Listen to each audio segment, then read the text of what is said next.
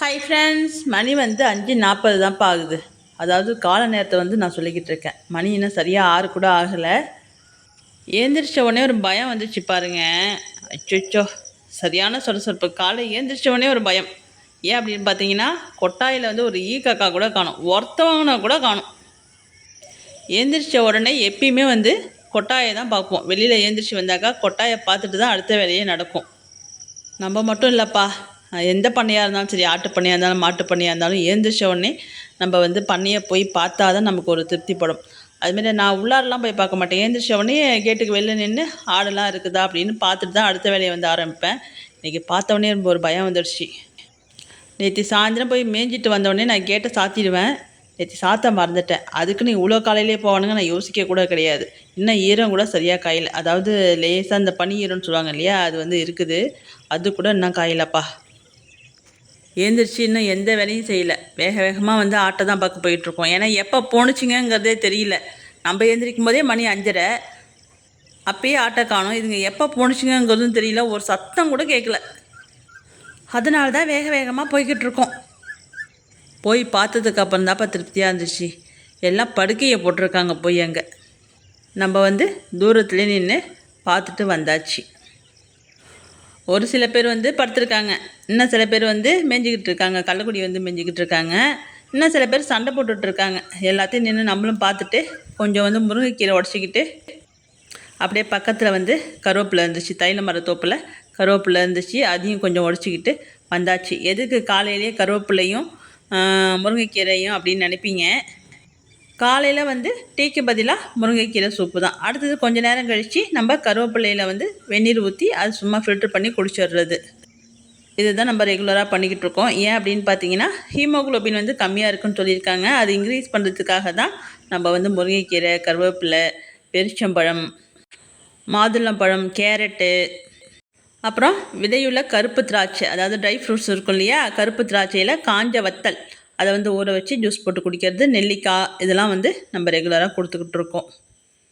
நம்ம ஆடெல்லாம் மேய்ஞ்சிக்கிட்டு இருக்காங்க பாருங்கள். கேமரா தலைக்கீழே இருந்திருக்கு. நம்ம அதை கவனிக்கலை. நம்ம போகிறதுமே தலைக்கீழே தெரியுது. நம்மளும் முருங்கைக்கீரை சூப்பெல்லாம் போட்டு கொடுத்துட்டு நம்மளும் டீ குடிச்சிட்டு மறுபடியும் வயலுக்கு வந்தாச்சு. கொஞ்சம் வெயிலும் கிளம்பிடுச்சு. ஆடுங்களும் மேயறதுக்கு ஆரம்பிச்சிட்டானுங்க. நம்ம போன வீடியோவில் நம்ம சப்ஸ்கிரைபர் 6 ஆடு வாங்கியிருக்கதா சொல்லியிருந்தோம் இல்லையா. அன்றைக்கே ஒரு சகோதரி வரதா சொல்லியிருந்தாங்க. நம்ம பாண்டிச்சேரியிலேருந்து ஆடு வாங்கிறதுக்கு வரதா சொல்லியிருந்தாங்க அப்படின்னு சொல்லியிருப்போம். அவங்களும் ஆடு நேற்று வாங்கிட்டு போயிருக்காங்கப்பா. அதாவது பாண்டிச்சேரியிலேருந்து வாங்கியிருக்காங்க. அந்த 6 பேருமே நம்ம கூட தான் இருக்காங்க. இன்னும் ஓட்டிகிட்டு போகல. அடுத்து பாண்டிச்சேரியிலேருந்து ஒரு சகோதரி வந்ததாக சொல்லியிருந்தோம் இல்லையா. அவங்க 2 ஆடு வாங்கியிருக்காங்க. அவங்களும் இன்னும் ஓட்டிகிட்டு போகல. எல்லாருமே நம்ம கூட தான் இருக்காங்க. நாளைக்கு இல்லை நாளன்னைக்கு பிடிச்சிக்கிறதா சொல்லியிருக்காங்க. அவங்க வாங்கியிருக்கிறது எந்தெந்த ஆடு அப்படின்னு நம்ம அடுத்த வீடியோவில் பார்க்கலாம். வீடியோ பிடிச்சிருந்துச்சுன்னா வீடியோக்கு ஒரு லைக் போடுங்கப்பா. இப்போ பாருங்களேன், நம்ம மயிலை கூப்பிடுவோம். அதுவும் கிட்டக்க வரும்.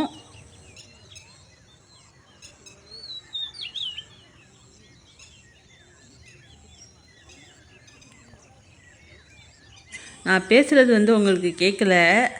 தூரத்தில் நின்றுச்சு மயில். அதை உக்காந்துக்கிட்டே மயில் இங்கே வாமா அப்படின்னு கூப்பிட்டேன். அதுவும் யோசிக்காமல் டக்குன்னு உடனே வந்துடுச்சு. அப்புறமா இங்கே வாடி தங்கம், இங்கே வாடி தங்கம்னு கெஞ்சினானா உடனே கிட்டக்க வந்துட்டான்ப்பா.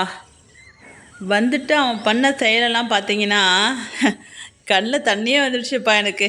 அதுக்கப்புறம் தான் நம்ம மயிலை விற்கக்கூடாது அப்படின்ட்டு அன்றைக்கி தான் நான் முடிவே பண்ணினேன். நான் பார்த்தீங்கன்னா சைடோட பிள்ளை தாமரைக்குட்டி, அடுத்தது தாலாட்டு, அலாட்டு, 3 பேரையும் கொடுக்க வேணாம் அப்படின்னு நினச்சிக்கிட்டு இருந்தேன். கொடுக்க வேணான்னா எல்லா ஆட்டையும் விற்று முடிக்கும். அதுக்கப்புறம் அதை முடிவு பண்ணிக்கலாம். அது வரைக்கும் 3 பேர் இருக்கட்டும் அப்படின்னு சொல்லிட்டு தான் நான் அது 3த்தையும் கொடுக்க வேணாம் அப்படின்னு முடிவு பண்ணேன். மயிலெலாம் கொடுக்கறதா தான் இருந்துச்சு. ஆனால் அன்றைக்கி பண்ண செயலில் நம்ம அதை கொடுக்கவே கூடாது அப்படின்ற ஒரு முடிவுக்கு வந்தாச்சு. சோகமாக இருந்துச்சு. நான் கூப்பிட்டு கொஞ்சினதும் அது கண்ணில் தண்ணி, மனசாளுக்கு எப்படி தண்ணி வருமோ அதே போலயே தண்ணி ஊற்றுது. நான் கொஞ்சம் நேரம் பேசுனதை ஊற்று கேட்டுட்டு அடுத்தது என்ன கொஞ்சம் ஆரம்பிச்சிருச்சு. அது முத்தம் கொடுக்குது, கிட்டக்க வருது, தோளில் சாஞ்சிக்குது, என்னென்னமோ பண்ணிடுச்சுப்பா அன்றைக்கி. ஆனால் அது கொஞ்சினதை பார்த்துட்டு எட்டக்க நின்னவங்கெல்லாம் கிட்டக்க வந்துட்டானுங்க.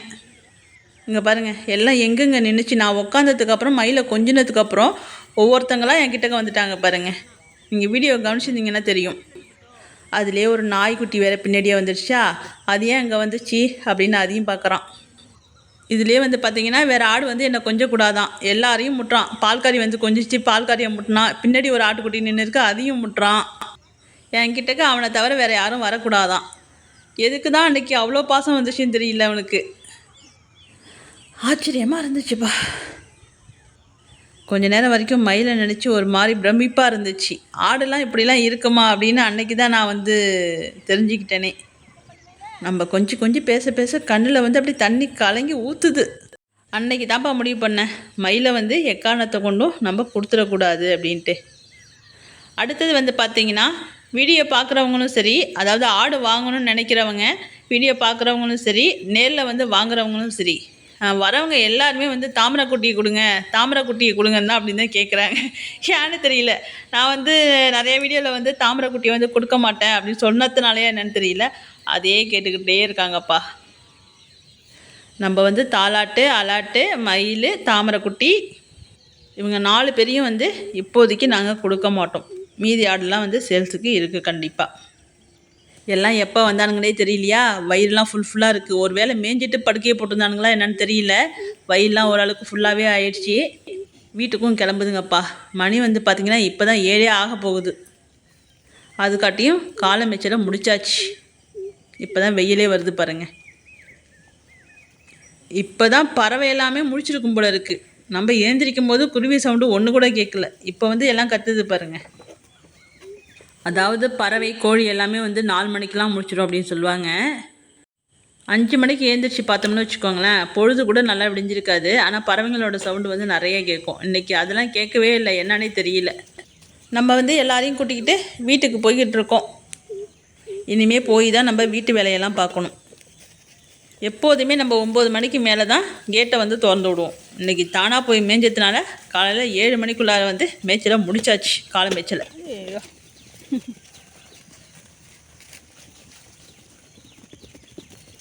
சூரியனே இன்னும் வந்து தெளிவாகலை, அதுக்காட்டிக்கும் வீட்டுக்கே வந்தாச்சு.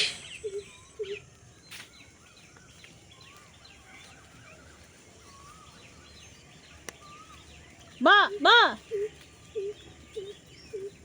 ஓடி வாங்க, ஓடி வாங்கடி. என் தங்கெல்லாம் 7 மணிக்குள்ளே மேய்ஞ்சி முடிச்சாச்சுப்பா. 7 மணிக்குள்ளே காலை வச்சு மேய்ஞ்சி முடிச்சாச்சு.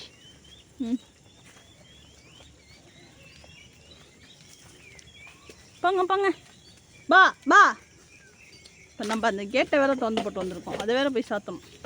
ஒடியாங்க ஒடியாங்க, போடுங்க. எல்லாம் வந்துட்டிங்களா? போங்க. யோ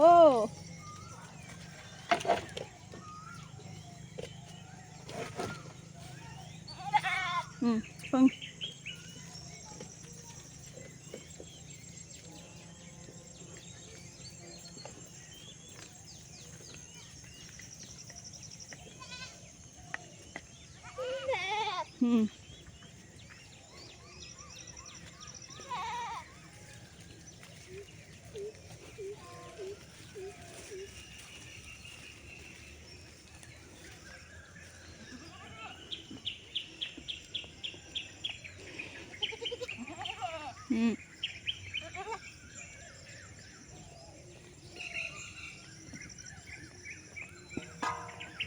என் கொம்பு தங்கம்.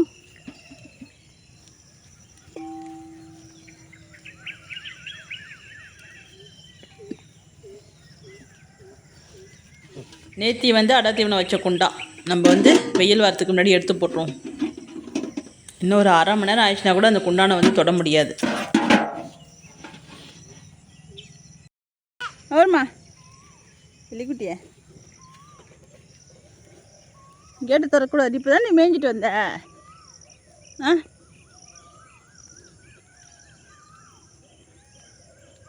படுங்க போய் எல்லாம் போங்க.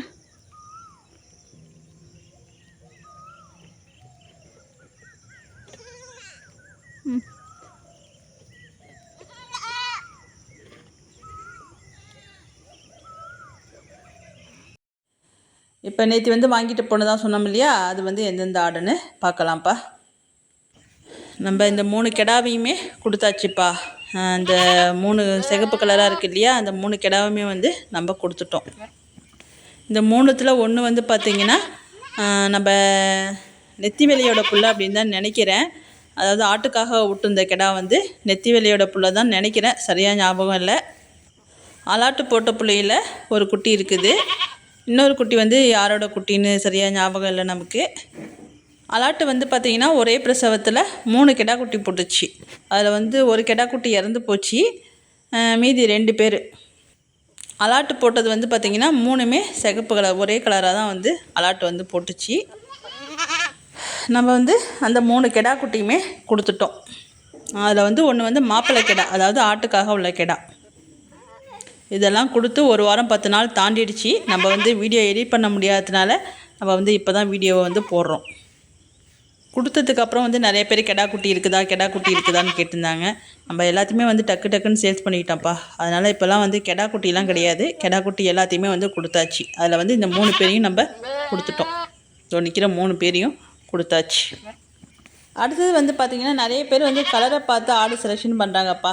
அதாவது அதே போலயே அந்த ஆடு தாயாடு இருக்கிறது போலவே வந்து குட்டி வந்து அதேமாரியே போடணும்னு நினச்சிட்டு செலெக்ஷன் பண்ணுறாங்க. அப்படியெல்லாம் வந்து போடாது. கருப்பு கலர் ஆடாக இருந்தால் அது வெள்ளை கலராகவும் குட்டி போடலாம், இல்லை சிகப்பு கலராகவும் குட்டி போடலாம், இல்லைன்னா கலராக கூட குட்டி போடலாம். அதாவது கருப்பு வெள்ளையமாக கூட குட்டி போடலாம். மாற்றி தான் வந்து குட்டி போடும். சிகப்பாக உள்ள ஆடு வந்து சிகப்பு கலராகவே குட்டி போடாது, கருப்பாக உள்ள ஆடு வந்து கருப்பு கலராகவே குட்டி போடாது. குட்டி வந்து மாற்றி எந்த கலரில் வேணாலும் போடலாம். அதனால் நீங்கள் வாங்கிட்டு போகிற கலர்லேயே வந்து குட்டி போடணும்னு நினைக்காதீங்க, அதையும் நான் சொல்லிடுறேன். அவ்வளோதான்ப்பா. நம்ம வீடியோ பிடிச்சிருந்துச்சுன்னா வீடியோக்கு லைக் போடுங்க, ஷேர் பண்ணுங்கள், கமெண்ட் பண்ணுங்கள், சப்ஸ்கிரைப் பண்ணுங்கள். நம்ம இன்னொரு நாள் மறுபடியும் சந்திப்போம்.